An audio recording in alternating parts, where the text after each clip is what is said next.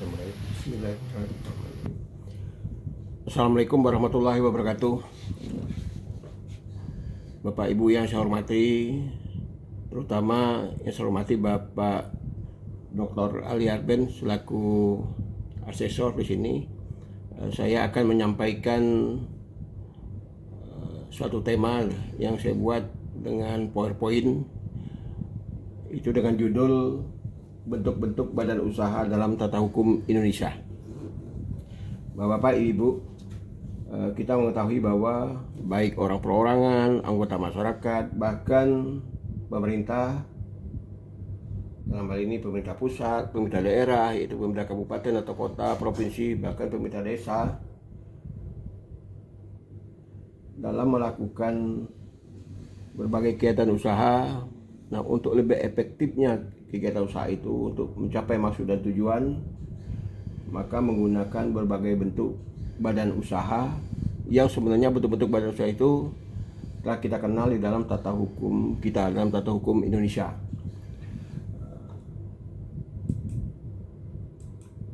Dalam kesempatan ini saya akan memperkenalkan berbagai bentuk badan usaha, baik itu badan usaha yang digunakan untuk tujuan mencari keuntungan atau profit motif, yang badan-badan usaha ini disebut dengan perusahaan. Juga yang kedua, badan usaha non profit motif, badan usaha yang digunakan bukan untuk mencari suatu keuntungan finansial, tetapi yang biasa digunakan untuk bidang-bidang sosial, kemanusiaan, keagamaan, pelayanan publik atau public service, dan kemasyarakatan. Terdapat beberapa bentuk badan usaha tersebut. Yang pertama, bentuk badan usaha profit motif atau yang mencari keuntungan.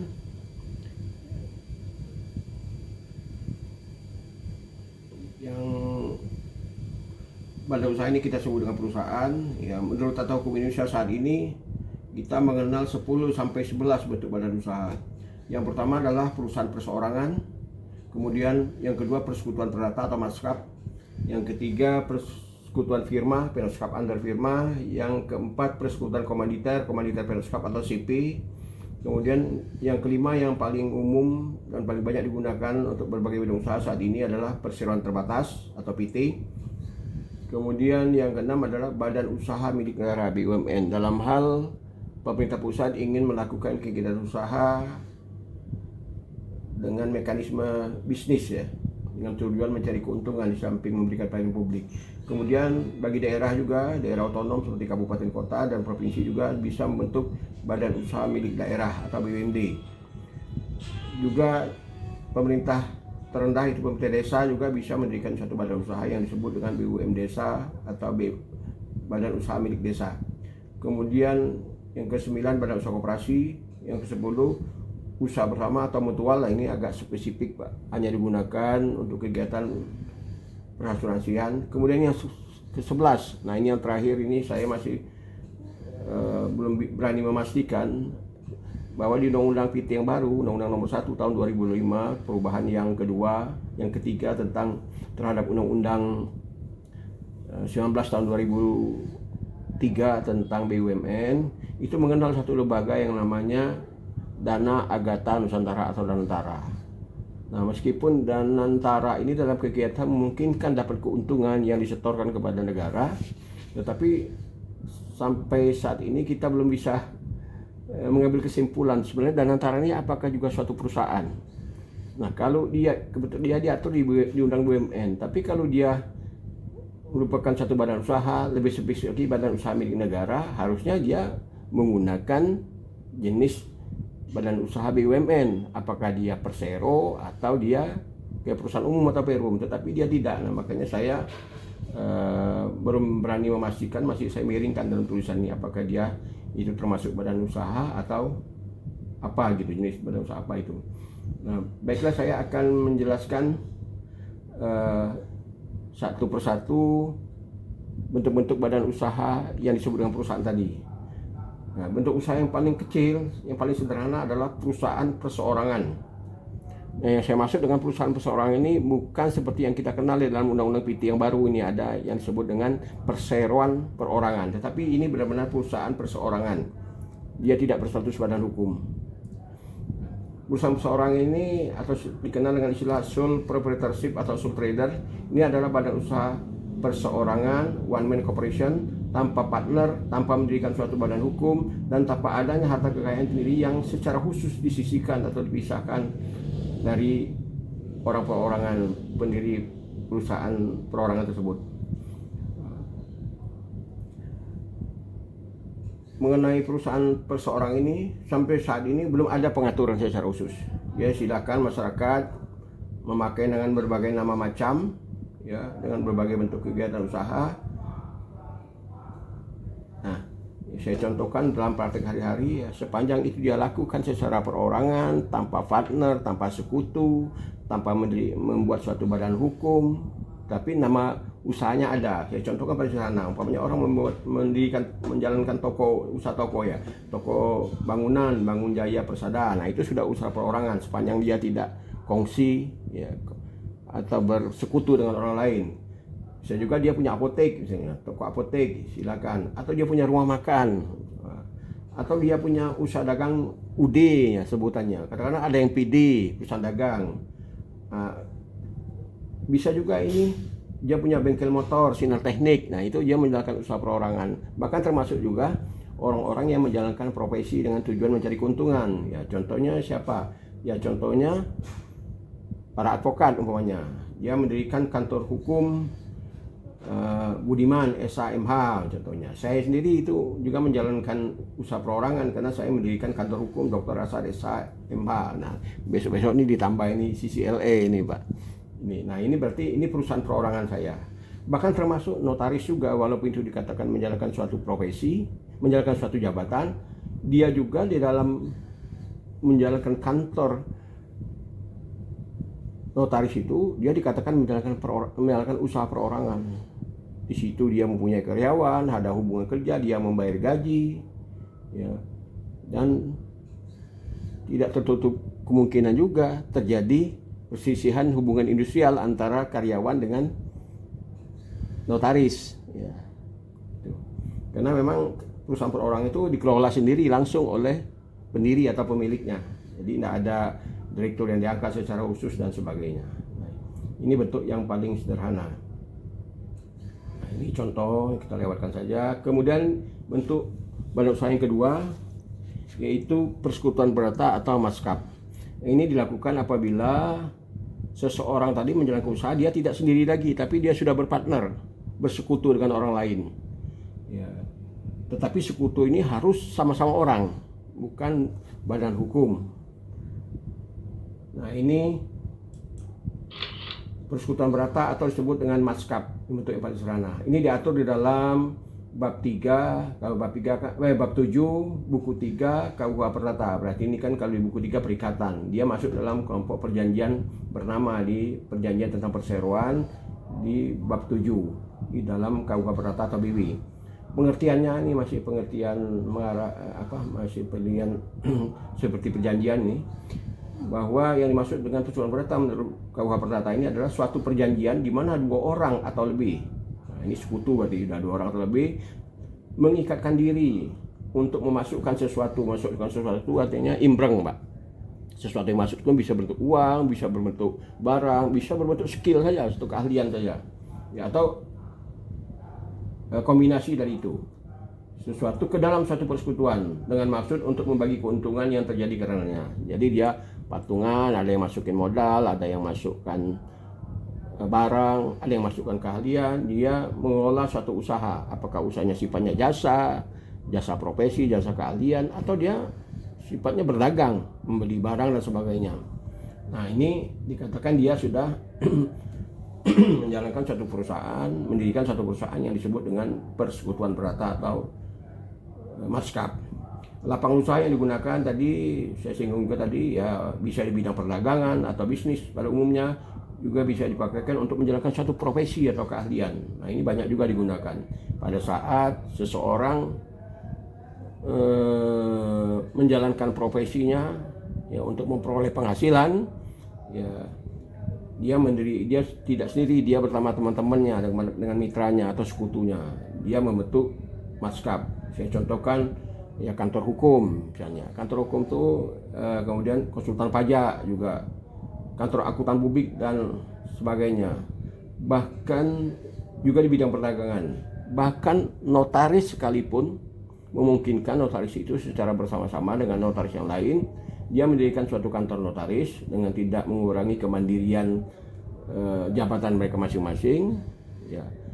Nah, bentuk persekutuan antar notaris tadi itu bahkan disinggung dengan diatur dalam Undang-Undang Jabatan Notaris, Undang-Undang 30 tahun 2004 sebagaimana dirubah dengan Undang-Undang Nomor 2 tahun 2014 pasal 20 dikatakan notaris itu bisa bekerja sama dengan notaris lain untuk menjalankan jabatannya dengan mendirikan suatu persekutuan perdata atau maskap. Nah itu luar biasa, itu Undang-Undang Jabatan Notaris mengatur itu. Kemudian modal, berapa besar modal, apa bentuk modal dan sebagainya tidak ada ketentuan secara tegas dalam Undang-Undang KUH Perdata. Ya kalau modalnya bisa berbentuk uang, barang, dan keahlian, tetapi tidak disebutkan nilai minimal berapa. Silakan sesuai dengan kebutuhan. Kemudian pendiriannya sangat sederhana, bisa dengan perjanjian, perjanjiannya boleh lisan. Kalau mau dengan secara tertulis, dan lebih bagus lagi kalau mau dengan akta notaris. Isinya apa? Ya isinya menyebutkan yang pertama dalam perjanjian itu berapa inbreng masing-masing. Kalau bertiga ini bawa, kalau uang misalnya, ya misalnya berapa, masing-masing berapa, atau berbentuk barang-barangnya apa, atau skillnya apa itu. Ya. Kemudian cara kerja antar sekutu nanti ini,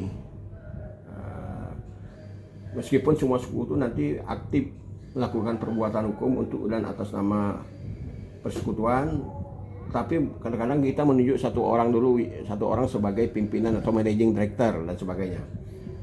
Tetapi tidak menutup kemungkinan yang lain juga tetap punya hak untuk melakukan perbuatan hukum. Tapi dengan aturan main seperti itu, biasanya yang tampil ya hanya managing partner gitu kan, untuk mewakili kalau ada perundingan dan sebagainya, mewakili perbuatan hukum perusahaan maskap ini, persekutuan perdata ini. Kemudian pembagian keuntungan, nanti kalau kita dapat untung dari inbring yang kita masukkan ini, kita kelola bersama-sama, ya untungnya berapa kita.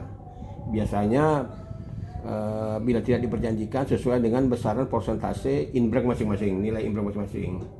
Kemudian tujuan kerjasama, ini mau apa kita nih? Apakah kita mau mau berdagang, kita mau bikin bengkel, kita mau bikin kantor konsultan hukum, kita mau menjalankan jabatan notaris, kita ingin menjalankan profesi akuntan publik dan sebagainya. Kemudian waktu lamanya persekutuan, ya sama dengan pada umum yang lain, bisa untuk waktu tertentu, setahun, 2 tahun, 3 tahun, 5 tahun, 10 tahun, atau bisa untuk waktu yang tidak terbatas.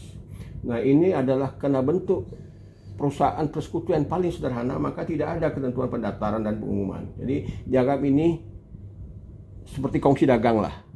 Dan ini bersifat ke dalam. Ya, jadi seolah orang luar nggak tahu gitu. Di dalam ketentuan internal para sekutu, boleh di antara mereka ini menunjuk di antara mereka menjadi pengurus itu tadi. Oke, di antara bertiga ini siapa satu orang yang akan sebagai direktur atau managing partner. Ya, kalau di profesi hukum biasa begitu. Bila tidak ada penunjukan, maka di antara para sekutu ini ya seolah-olah mereka saling memberi timbal balik, saling memberi kuasa satu sama yang lain. Ya, sehingga semuanya bisa melakukan perbuatan hukum, bertindak untuk dan atas nama persekutuan perdata. Kemudian yang mengikat pihak ketiga. Kemudian kalau ada perbuatan timbal balik, saling memberi kuasa satu sama yang lain. Ya, sehingga semuanya bisa melakukan perbuatan hukum, bertindak untuk dan atas nama persekutuan perdata. Kemudian yang mengikat pihak ketiga. Kemudian kalau ada perbuatan sekutu ini yang lain keberatan, nah, mereka bisa menyampaikan keberatan terhadap perbuatan sekutu itu dengan nanti ada risiko hukumnya. Kalau itu terjadi apa-apa yang menimbulkan kerugian kepada persekutuan, dia dibebaskan dari tanggung jawab untuk tanggung renteng membayar ganti rugi umpamanya kepada pihak tiga yang timbul kerugian. Kemudian ini status dan tanggung jawab pihak ketiga. Jadi status maskap ini dia tidak berstatus badan hukum. Artinya apa? Kalau dia tidak berstatus badan hukum, masing-masing sekutu itu bila terjadi utang perseroan, utang persekutuan perdata ini kepada pihak tiga, dan hutang ini ternyata lebih besar dari nilai yang dimasukkan, maka ini menjadi tanggung jawab pribadi para sekutu. Jadi bisa menerobos, tidak seperti PT yang limited responsibility, tidak, dia bisa tanggung jawab pribadi, bisa dikenakan itu menerobos tanggung jawab pribadi itu untuk memenuhi kewajiban perikatan maskap bila mana kekayaan maskap atau aset tidak cukup untuk membayar kewajiban kepada pihak ketiga.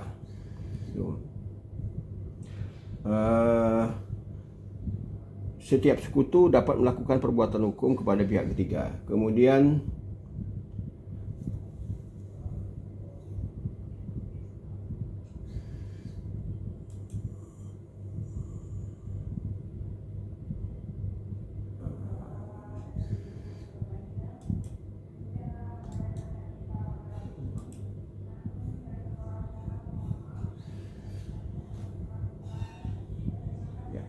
kemudian hubungan dengan pihak ketiga mungkin terus lebih mana.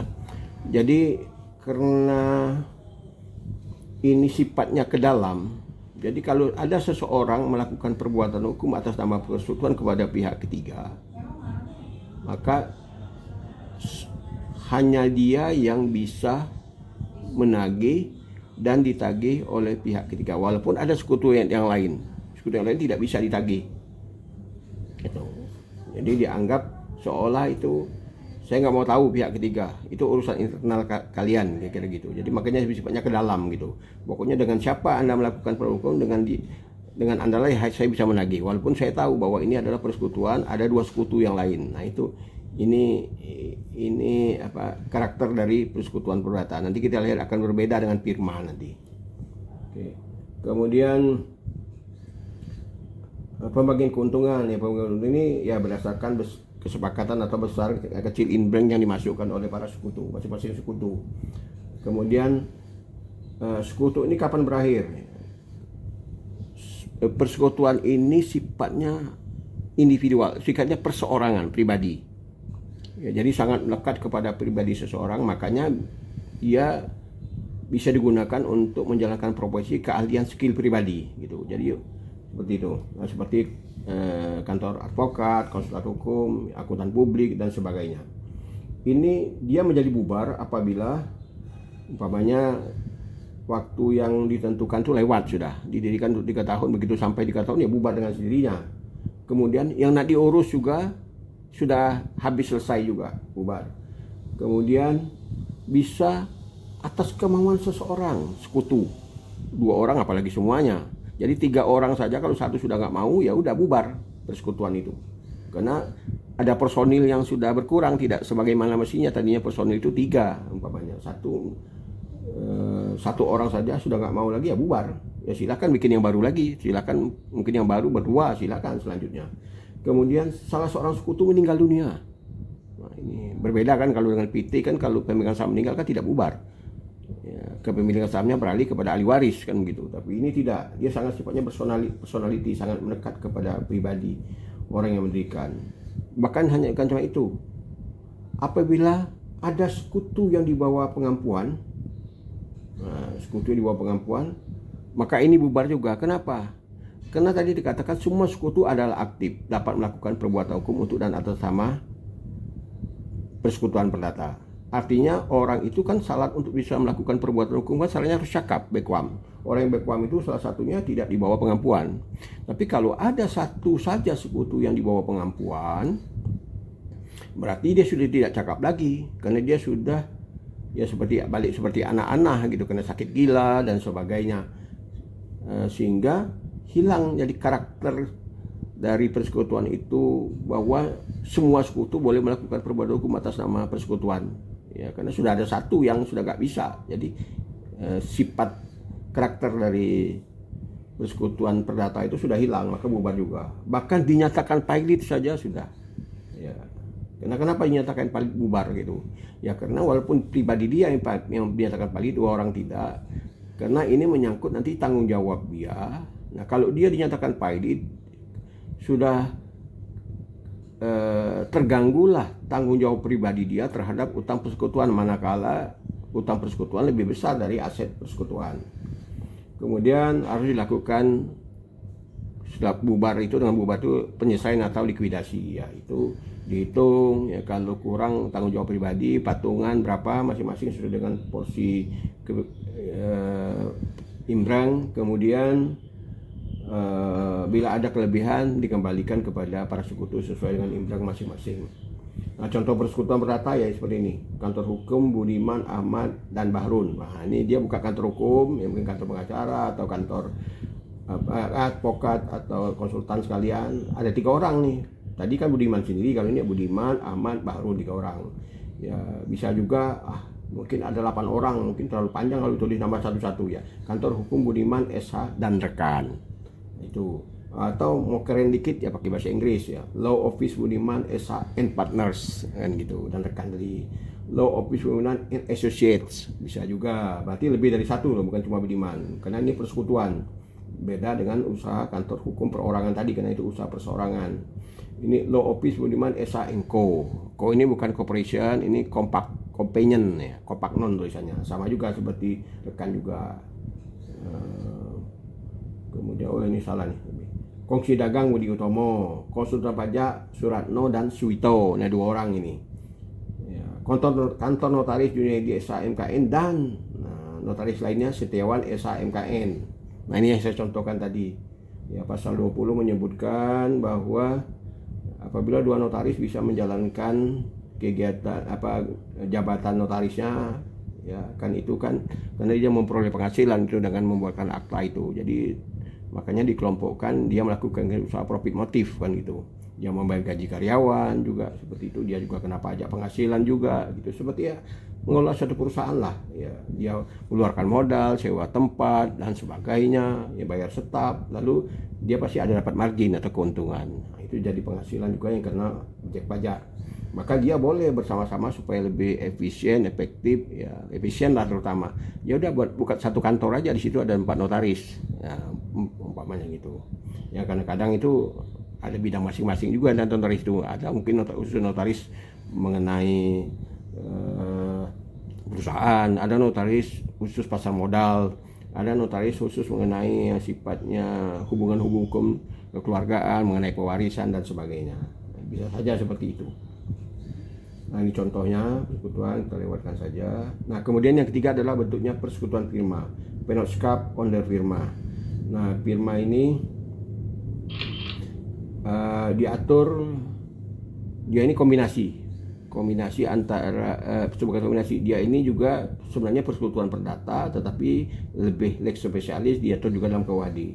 Jadi pertama dia diatur di dalam bagian 2 bab 3 buku 1 Kitab Undang-Undang Hukum Dagang KUHD, yang juga diatur dengan peraturan Maskap tadi di buku 3 bab 7 KUH Perdata. Jadi pengertiannya apa menurut KUHD?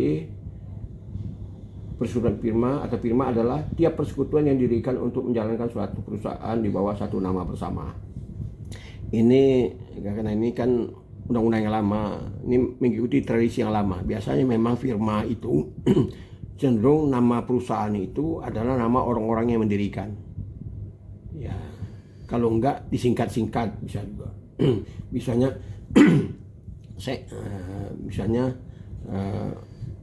persekutuan firma di bidang konsultan tertentu. Nah, dia menyebut konsultannya 2 orang, Ahmad dan Budi. Konsultan pajak Ahmad dan Budi. Nah, itu namanya.